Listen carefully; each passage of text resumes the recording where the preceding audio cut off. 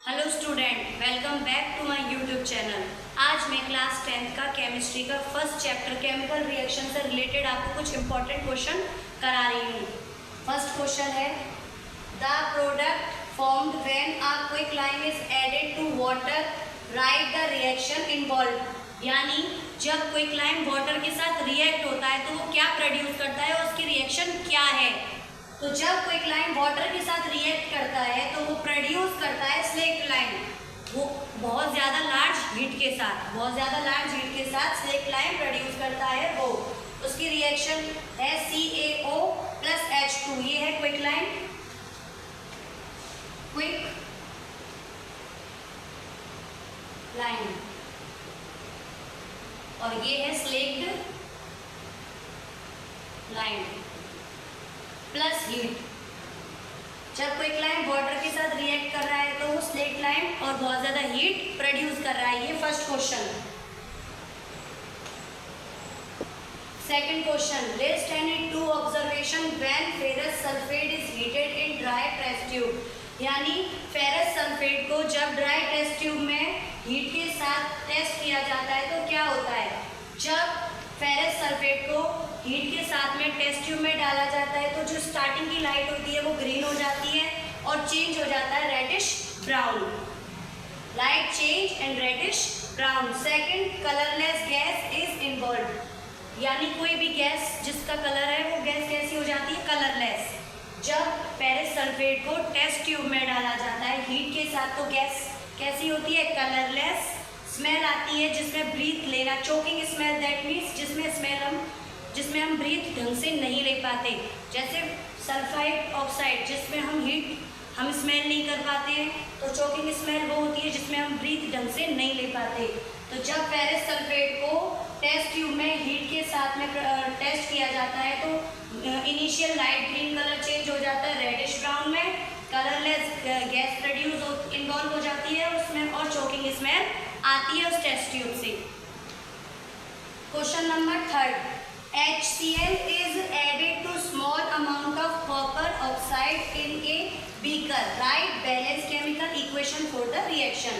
जब HCl में small amount of copper oxide डाला जाता है तो क्या होता है और उसकी केमिकल रिएक्शन हमें देनी है।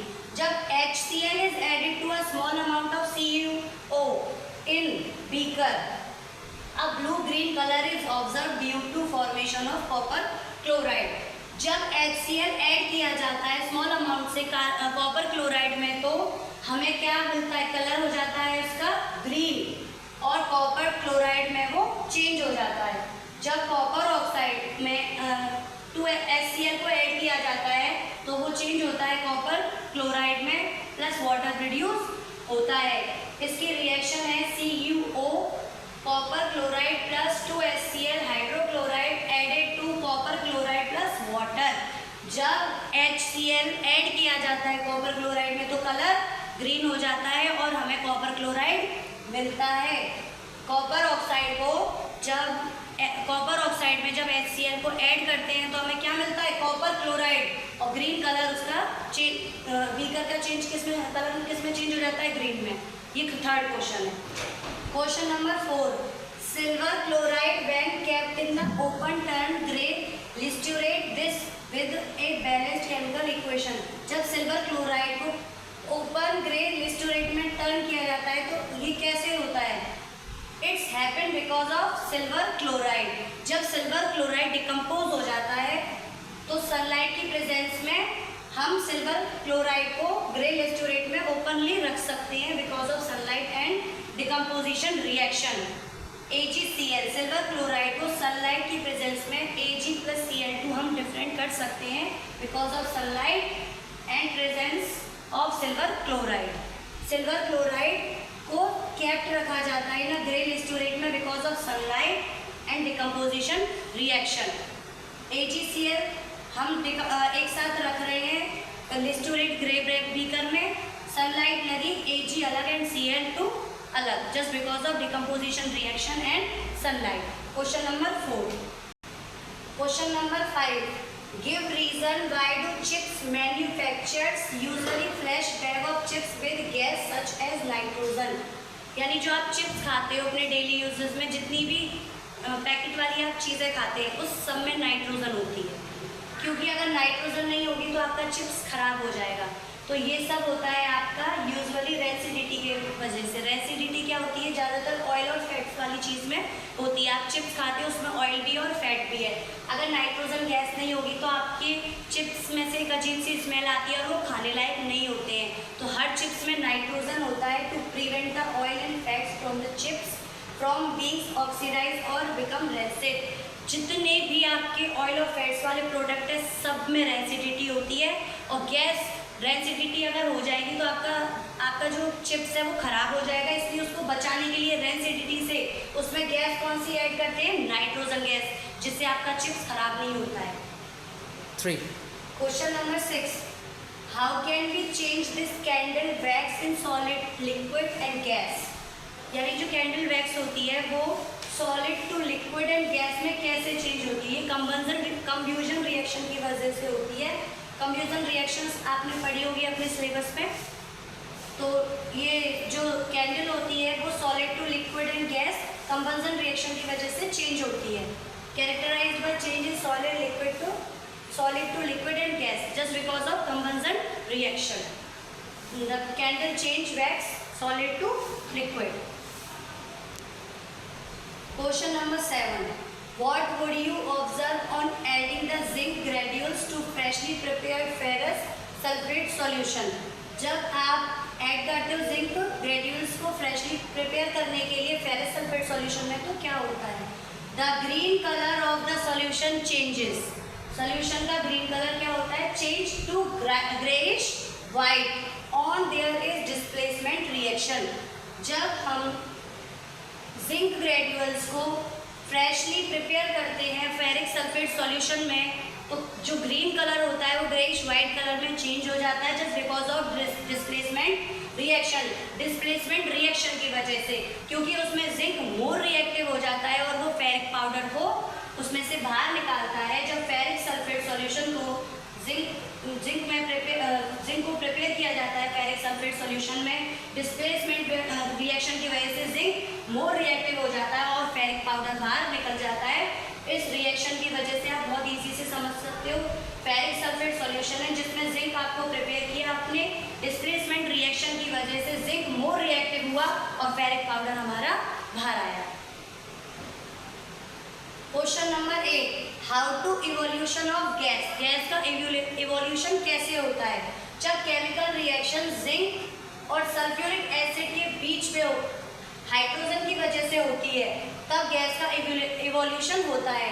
क्वेश्चन आता है कि how to evolution of gas. तो गैस का इवोल्यूशन कैसे होता है? जब केमिकल रिएक्शन किसके बीच में होती है? जिंक और सल्फ्यूरिक एसिड, किसकी वजह से? हाइड्रोजन की वजह से। जब होता है गैस का evolution, example Zn plus H2SO4, ZnSO4 compound बना, किसकी वजह से? हाइड्रोजन की वजह से। गैस का इवोल्यूशन किसकी वजह से हुआ? हाइड्रोजन की वजह से। Question number 10, name the colour of the precipitate form when lead nitrogen solution is added to potassium iodide solution.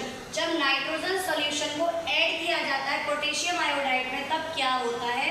ये हमारा क्वेश्चन है प्रेसिपिटेट फॉर्म से। प्रेसिपिटेट रिएक्शन आपने पढ़ी होगी। तो yellow colour of lead iodide is form. तो potassium iodide solution कैसा होगा? येलो कलर में, और लीड होगा आयोडाइड फॉर्म में। आयोडाइड फॉर्म भी लीड होगी और कलर कैसा हो जाएगा पोटेशियम आयोडाइड का? येलो। जब नाइट्रोजन सॉल्यूशन ऐड किया जाएगा पोटेशियम सॉल्यूशन में। Question number 10, what happened? Silver chloride is exposed to sunlight. जब सिल्वर क्लोराइड को सनलाइट में रिएक्ट किया जाता है तो क्या होता है? कलर होता है उसका पहले वाइट, जो बाद में सनलाइट के साथ में एक्सपोज होकर क्या हो जाता है? ग्रे। रीजन ये किसकी वजह से होता है? क्योंकि सिल्वर क्लोराइड को सनलाइट डिकम्पोज कर देती है, तोड़ देती है सिल्वर और क्लोराइड में, जिसकी वजह से हमारा कलर वाइट से किस में हो जाता है? ग्रे में। Second, copper powder is strongly heated in presence of oxygen. Copper powder strongly heat क्यों करता है ऑक्सीजन के साथ प्रेजेंस होके? क्योंकि copper oxide is produced on heating. केवल कॉपर ऑक्साइड हीट में ही प्रोड्यूस हो सकती है, इसीलिए कॉपर पाउडर स्ट्रांगली हीट होता है ऑक्सीजन के साथ में। कलर ब्राउन होता है पहले, फिर क्या हो जाता है ब्लैक। Question number 10,